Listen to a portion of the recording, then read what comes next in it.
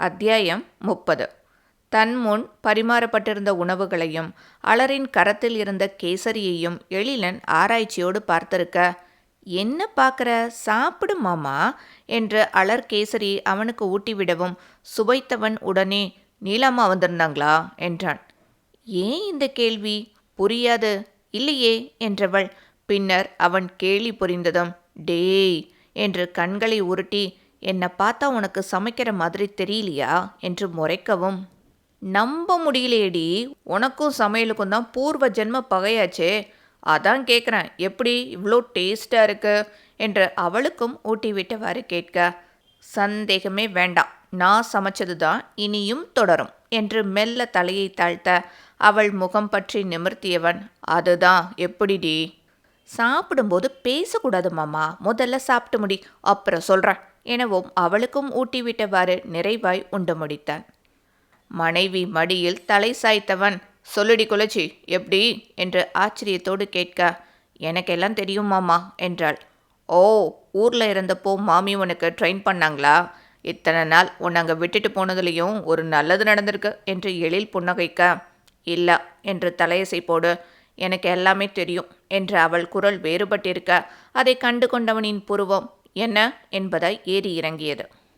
அன்று அவனை சுயநலவாதி என்று உரக்க சாடியவள் அது பொய்த்து போனதை உணர்ந்து அவனிடம் எவ்வாறு ஆரம்பிப்பது என்று புரியாமல் கலங்கி உதட்டை அழுத்தமாக கடித்து கொண்டு அவன் சிகையில் கரத்தை அழுத்தமாக அலைப்பாய விட்டு கொண்டிருந்தாள்.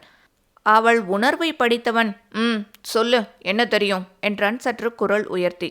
இன்றே மீதமிருக்கும் சிறு கசடையும் நீக்கிவிடும் முனைப்போடு, இத்தனை வருஷமா நீயும் மாமாவும் உங்க அம்மா சமைய என்று திணற அது காரும் இருந்த இதம் மறைந்து எழுந்து அமர்ந்தவனின் முகம் இறுகி போனது.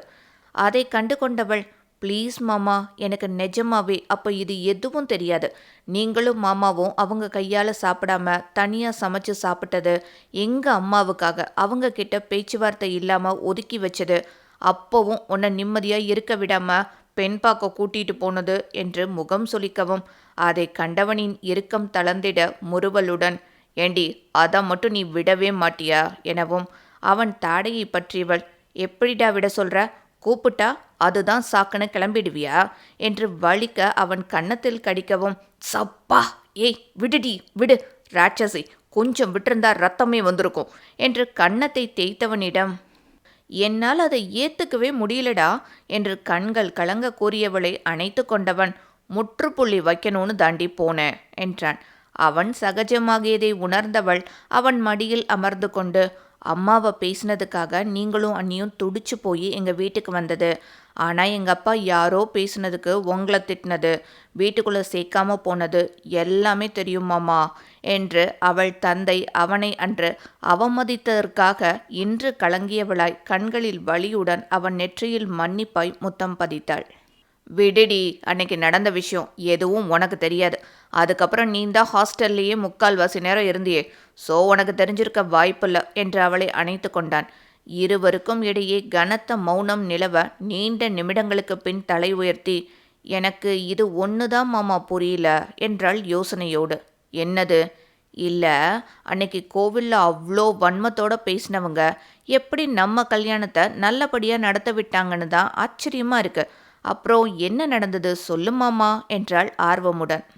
ஏண்டி, நீ கேட்குற வேகத்தை பார்த்தா எங்கள் அம்மா நம்ம கல்யாணத்தை தடுத்து நிறுத்தாததுக்கு ரொம்ப ஃபீல் பண்ணுற மாதிரி தெரியுதே என்று சிரிக்கவும் அவன் முதுகில் 2 வைத்தவள், நீ கேடிடா, யார் தடுக்க வந்திருந்தாலும் தாலி கட்டி தூக்கியிருப்ப, எனக்கு தெரியும். ஆனால் ப்ளீஸ் சொல்லுமாம்மா, அன்னைக்கு என்ன நடந்ததுன்னு எனக்கு தெரியணும்.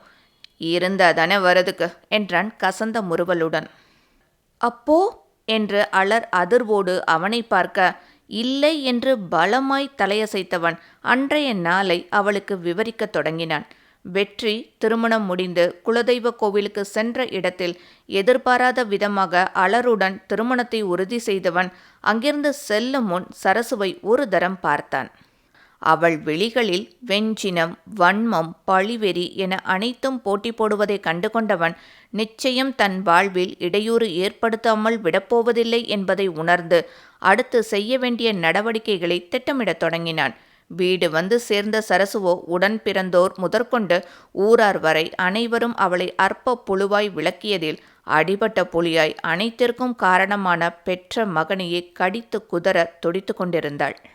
ஊரார் முன்னிலையில் தன்னை அலட்சியப்படுத்தி அசிங்கப்படுத்தியவன் மீது பழிவெறியே ஓங்கியிருந்தது. பெத்தவளை அசிங்கப்படுத்தி தள்ளி வச்சுட்டு நல்லா வாழ்ந்துட முடியுமாடா என்று உள்ளுக்குள் கருவியவள் ஆத்திரத்தில் அறிவிழந்து தாய் என்ற நிலை வழுவி எழிலின் நிச்சயத்தை தடுக்க தரம் தாழ்ந்த திட்டம் தீட்டி யாரையோ தொடர்பு கொண்டு பேசி பின் உள்ளுக்குள் குரூரமாக சிரித்து கொண்டவள், என்ன மீறி எப்படி நீ நடத்தி காட்டுறன்னு நானும் பார்க்குறேன்டா என்று சூளுரைத்தாள். அன்று மாலை சுடரின் வீட்டிற்கு வந்த போலீஸ் கான்ஸ்டபிள் எழிலிடம், உங்க மேலே ஒரு கம்ப்ளைண்ட் வந்திருக்கு, இன்ஸ்பெக்டர் கூட்டிகிட்டு வர சொன்னார் என்றார். என்ன கம்ப்ளைண்ட் என்று சுடர் கேட்கவும், ஒரு பொண்ணு இவர் மேலே புகார் கொடுத்துருக்குமா. பொண்ணா என்று திகைத்தவள் எழிலை பார்க்க, அவனோ இதை நான் எதிர்பார்த்தேன் என்பதாய் தமக்கையை பார்த்தான். யாரு, எப்போ, என்ன புகார் என்று சுடர் அடுக்கடுக்காக கேட்கவும், அதெல்லாம் ஸ்டேஷனில் வந்து தெரிஞ்சுக்கோங்கம்மா என்றவர் எழிலிடம் போலாமா என்றார். நீங்கள் போங்க, நான் வரேன் என்று அவன் கூறிய விதத்தில் அவர் செல்ல உடனே சிலருக்கு ஃபோன் செய்தவன் அடுத்த அரை மணி நேரத்தில் ஸ்டேஷனில் இருந்தான். உள்ளே நுழைந்தவனின் கண்ணில் சரண்யா படவும், என்ன ஆச்சு சரண்யா, என்ன பிரச்சனை, மாமா அத்தை எங்க, நீ எதுக்கு ஸ்டேஷனுக்கெல்லாம் வர, ஏதாவது தொலைச்சிட்டியா, என்ன பிரச்சனை என்றான். பெற்றோரின் கட்டளையின் பேரில் அங்கு வந்திருந்தவள் எழிலின் அக்கறையிலும் அன்பிலும் மேலும் கூனி குறுகி போய் தலை குனிந்து மௌனமாய் நின்றாள். இன்ஸ்பெக்டரிடம் சென்றவன், சார், என் சொந்தக்கார பொண்ணு தான், எதுவாக இருந்தாலும் நான் பார்த்துக்கிறேன், அவளை அனுப்பிடுங்க என்றான். அந்த பொண்ணு தான் உங்கள் மேலே கம்ப்ளைண்ட் பண்ணினது என்றார்.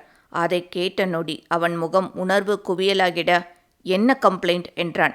நீங்கள் அந்த பொண்ணுக்கிட்ட தப்பாக நடந்துக்கிட்டதாகவும் அதனால் உங்களை திருமணம் செய்து வைக்க சொல்லி வந்திருக்கு என்றார். சரண்யாவின் குடும்ப பின்னணி நன்கு அறிந்தவனுக்கு இது யார் வேலை என்று புரிய மனம் கூசி அருவறுத்து போனது.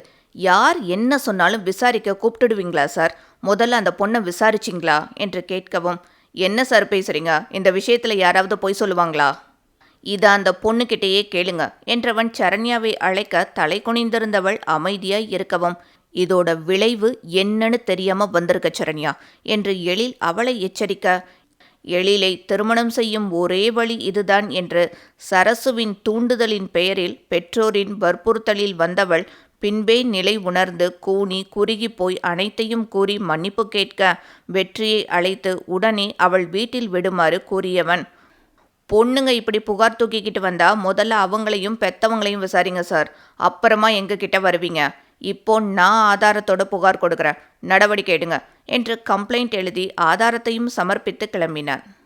கடந்த ஒரு வாரமாக வெளியூர் சென்றிருந்த நந்தன் வீடு திரும்பிக் கொண்டிருக்க அவருக்கு அழைத்த சுடர்கொடி கோவிலில் நடந்த அனைத்தையும் கூறவும் நந்தன் கொதி நிலையை அடைந்தார். அலரின் மீது மலையளவு பாசம் கொண்டவர், எதையும் வெளிக்காட்டிக் கொள்ளவில்லை என்றாலும் நாதன் குடும்பத்தின் மீது அன்பும் மரியாதையும் உள்ளவர். சரசு என்னும் வெறி நாய் அலரை குதறி எடுத்ததை கேட்டவருக்கு மற்றவர்கள் முன்னிலையில் அலரின் நிலையை எண்ணி உணர்வு பெருக்கில் கோபமும் கண்ணீரும் ஒரு சேர கிளம்பியது. வீட்டிற்கு வந்த மறுநொடி ஒய்யாரமாய் கட்டிலில் படுத்து புத்தகம் படித்து கொண்டிருந்த சரசுவை எக்கி விட்டார் ஒரு உதை. அதன் விளைவாய் கட்டிலின் மறுபுறம் உருண்டு கீழே விழுந்தவள் இடுப்பை பிடித்து கொண்டே ஏய் என்றவாறு எழ முற்படவும் கொத்தாய் அவள் கூந்தலை பற்றியவர், சாக்கட சாக்கட, உன் கண்ணுக்கு கங்கையும் கூவமா தாண்டி தெரியும் என்று அவளை நிறுத்தி இடியென கரத்தை இறக்கவும் சுழன்று சுவற்றோடு ஒன்றினாள். ஒரு நொடி அச்சத்தில் மிரண்டாலும் மறுநொடியே கூந்தலை அள்ளி முடிந்து கொண்டு ஏய், யார் மேல கை வைக்கிற என்று எகிரி கொண்டு சென்றாள். நொடிக்கும் குறைவான நேரத்தில் தன் பெல்ட்டை கையில் எடுத்து சரமாரியாக இடைவெளியே இல்லாமல் நந்தன் வெளுக்க துவங்க வலி தாங்காமல் ஐயோ அம்மா என்றவாறு ஓடினாள். நன்றி கெட்டவளே, எப்படிடி அந்த குழந்தையை அசிங்கப்படுத்த துணிஞ்ச, யார் கொடுத்தா உனக்கு அந்த தைரியத்தை, உன்னை சொல்லி குத்தம்லடி, அன்னைக்கு அந்த பொண்ணு வளர்மதி மேலே அபாண்டமாக பழி போட்டப்பவே உன்னை விளாசி இருந்தேன்னா இன்னைக்கு இப்படி துணிஞ்சிருக்க மாட்டா என்று கீழே கிடந்தவளை ஒரே மிதி மிதிக்கவும் உடல் வெட வெடக்க, மேனி முழுக்க சரமாரியாக வரி வரியாக சிவந்திருக்க, கண்களில் நிற்காத கண்ணீருடன் வெகுண்டெழுந்தவள், யாரியா பழி போட்டது? அவ ஒரு என்னும் முன் பெல்ட்டை அவள் வாய் மீது பலமாய் வீசியவர், இதுக்கு தாண்டி உன் வாயில் அந்த பொண்ணு திரும்ப விழக்கூடாதுன்னு தான் அமைதியா விலகினேன்.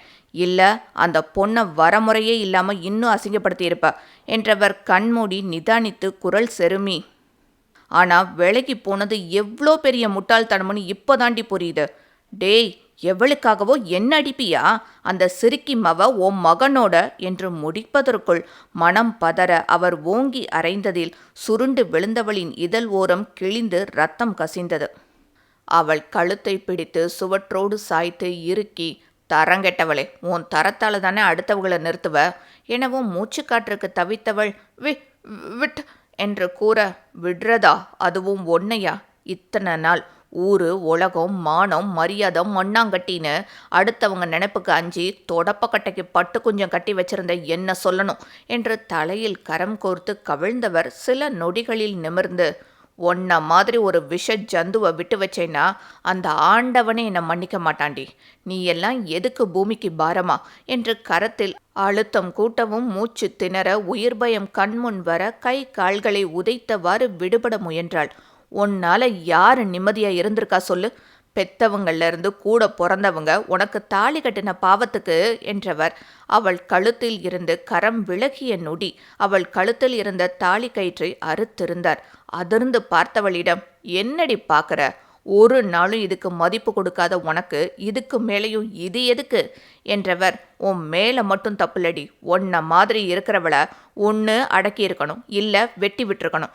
ரெண்டுக்குமே துப்பு இல்லாம போன எம் மேலேயும் தப்பு இருக்கு. அதனால என்றவரின் அலைபேசி அழைக்க எடுத்து பேசியவரின் முகம் கனலாகியது. போனை விசிறி அடித்தவர் அவளை நெருங்கவும் பயத்தில் ஒடுங்கியவளிடம், உன்னை தொடுறது கூட பாவம், ச தாயாடி நீ எல்லாம் என்று முகத்தில் காரி உமிழ்ந்தவர், பெத்த புள்ளையையும் விட்டு வைக்காம உன் குரூர புத்தியை காட்டிட்டியே என்றவரின் மனம் எரி மலையாய் தகித்தது. இரு, இன்னும் கொஞ்ச நேரத்துல வருவாங்க, உன்னை மாமியார் வீட்டு கூட்டிட்டு போக என்றார். அதில் திகைத்து சரசு அவரை பார்த்திருக்க, இல்லடி இல்ல, நீ அப்படியெல்லாம் அங்க சொகுசா இருக்கக்கூடாது.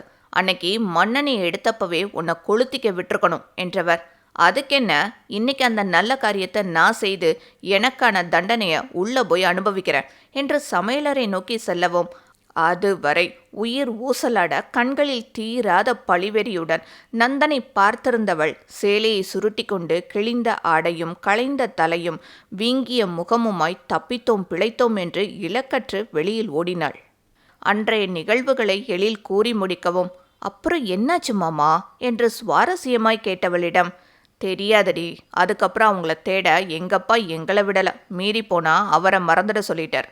இதுவரை அவர் பட்டதே போதும், இனியும் அவரை கஷ்டப்படுத்த வேண்டாம்னு நாங்களும் தேடல என்றார். அதுக்கப்புறம் உங்களை தேடி வரவே இல்லையா? ஒருவேளை மாமா அடிச்ச அடியில மூளை குழம்பி போயிருக்குமோ என்று கேட்கவும், அப்படியெல்லாம் இல்லடி என்று தோலை குலுக்கி உள்ளே சென்றான்.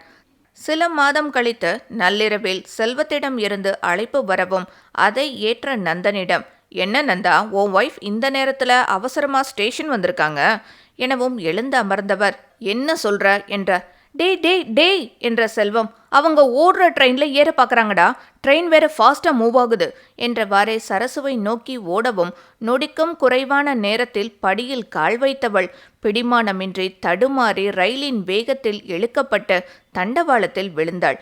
விழுந்த வேகத்தில் அவள் காலிலும் தலையிலும் சக்கரங்கள் ஏறி இறங்க தண்டவாளத்தில் அவள் சிதைந்த முகம் கண்ட செல்வம் அதிர்ந்து போனார். நள்ளிரவில் நொடியில் நிகழ்ந்துவிட்ட சம்பவத்தில் சில கணங்கள் உறைந்திருந்தவர் மீண்டும் அழைத்த நந்தனிடம் சரசு சம்பவ இடத்திலேயே இறந்ததை தெரிவிக்க, தோ நாங்க வந்துகிட்டே இருக்கேன் என்று ரயில் நிலையத்திற்கு விரைந்தார். ரயில்வே போலீசிடம் முகம் சிதைந்திருந்த உடலில் அங்க அடையாளம் காட்டி அனைத்து சம்பிரதாயங்களையும் முடித்தவர் கணவர் பெயர் என்ற இடத்தில் சந்துரு என்று இட்டு நிரப்பினார். கான்ஸ்டபிள், இதை பிரஸுக்கு கொடுத்துடுங்க என்று உயர் அதிகாரி தெரிவிக்கவும் உடலை நேரே மின் மயானத்திற்கு எடுத்துச் சென்றார். எதுக்கும் இன்னொரு முறை யோசினந்தா, இது ரொம்ப தப்பு, பசங்களுக்கு கூட தெரியாம என்ற நண்பனின் வார்த்தைக்கு செவி சாய்க்காமல் மின் மயானத்தின் சம்பிரதாயங்களையும் முடித்தவர் கையெழுத்திட்டு உடலை தகன மேடைக்கு அனுப்பினார். நொடியில் சாம்பலாகி வரவும் அதை அவர்களிடம் அளிக்க அவரோ கூவத்தில் கரைச்சிடுங்க என்று விட்டு வெளியேறினார். மயான ஊழியர்கள் அவரை விசித்திரமாய் பார்க்கவும், நந்தா ரொம்ப தப்பு பண்ற என்ற செல்வம் அவர்களிடம் இருந்து வாங்கியவர், அங்க போலீஸ்கிட்ட என்னன்னா சந்துருன்னு சொல்ற, இங்க இப்படி பேசுற, என்னடா ஆச்சு உனக்கு? சந்துரு என்ற பெயரை உச்சரித்தவர் சிறு இடைவெளி விட்டு, அதுதாண்டா சரியா இருக்கும் என்றவரை விசித்திரமாய் பார்த்த செல்வம், ஏண்டா இப்படி பண்ற? அவங்க உன் மனைவி, பசங்களுக்கு அம்மா, அவங்களுக்கு கிடைக்க வேண்டிய மரியாதையை கூட கிடைக்க விடாம பண்ணிட்டியே. அவளுக்கு மாலை மரியாதை கொடுத்து அனுப்புகிற அளவுக்கு அவள் ஒன்றும் புனித ஆத்மா கிடையாது. காட்டேரிடா, எத்தனை பேரை உயிரோட கொன்று இருக்கா தெரியுமா? இந்த பிசாசுக்காக அம்மாங்கிற முறையிலையோ பொண்ணுங்கிற முறையிலையோ யாரும் ஒரு சொட்டு கண்ணீர் கூட விடக்கூடாது. எந்த இடத்துலையும் இறந்தது இவதான்னு தெரியக்கூடாதுன்னு தான் அப்படி கொடுத்தேன் என்றார். நந்தா, நீயா இது? என்னால் நம்ப முடியல என்றவரிடம் ஆதி அந்தமாய் அனைத்தையும் பகிர, இத்தனை மாசமா காணாம போனவங்க எப்படி திடீர்னு இங்க என்று கேட்க, தெரியல, ஆனா ஆண்டவன் இருக்காண்டா, இன்னையோட எல்லாம் விட்டது, நான் போய் தலை முழுகிறேன் என்று அதிகாலை வேலை வீடு நோக்கி சென்றார்.